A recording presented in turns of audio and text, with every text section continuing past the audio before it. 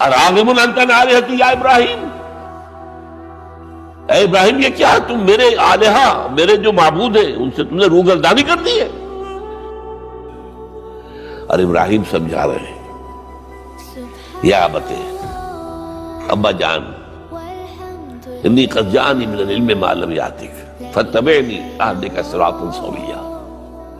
ابا جان میرے پاس وہ علم آیا ہے جو آپ کے پاس نہیں آیا، مجھے اللہ نے وحی کے ذریعے سے ہدایت کاملہ عطا کر دی ہے، تو آپ کو میری پیروی کرنی پڑے گی۔ دیکھیے بات الٹی ہو رہی ہے، وہ باپ ہے تم بیٹے ہو، وہ کہہ سکتا ہے میں نے اپنے یہ بال دھوپ میں سفید کیے، تم کل کے بچے آج تم مجھ سے مانگ رہے ہو، مطالبہ کر رہے ہو۔ دلیل پہلے دے دی ہے، یا ابت انی قد جاءنی من العلم ما لم یأتک، وہ علم کا وہ شعبہ آپ کے پاس ہے ہی نہیں جو اللہ نے مجھے وحی کے ذریعے سے دے دیا، لہٰذا آپ کو میری پیروی کرنی ہوگی۔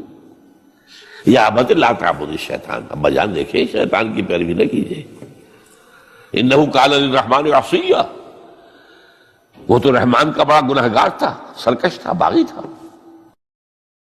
یا ابت انی اخاف ان یمسک عذاب من الرحمن فتکون للشیطان ولیا، ابا جان مجھے بڑا اندیشہ ہے کہ آپ کہیں اللہ کی نگاہ میں شیطان کے ساتھیوں میں شمار نہ ہو جائیں اور پھر آپ پر اللہ کا عذاب نہ آ جائے۔ لیکن جواب کیا دیا باپ نے؟ اراغب انت عن آلہتی یا ابراہیم لئن لم تنتہ لارجمنک واہجرنی ملیا، اے ابراہیم میرے آلہہ، میرے معبودوں سے روگردانی کر رہا ہے، باز نہیں آؤ گے سنسار کر دوں گا، پتھر مار مار کے ہلاک کر دوں گا، اور نکل جاؤ، دفع ہو جاؤ میری نگاہوں کے سامنے سے۔ وہ فطرت سلیمہ کا حامل نوجوان کیا کہتا ہے؟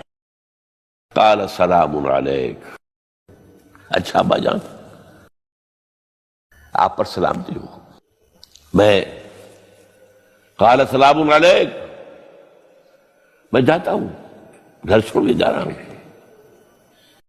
لیکن میں اپنے رب سے آپ کے لیے دعا کروں گا کہ وہ آپ کو ہدایت دے، وہ مجھ پر بڑا مہربان ہے، مجھے امید ہے کہ وہ میری اس دعا کو رد نہیں کرے۔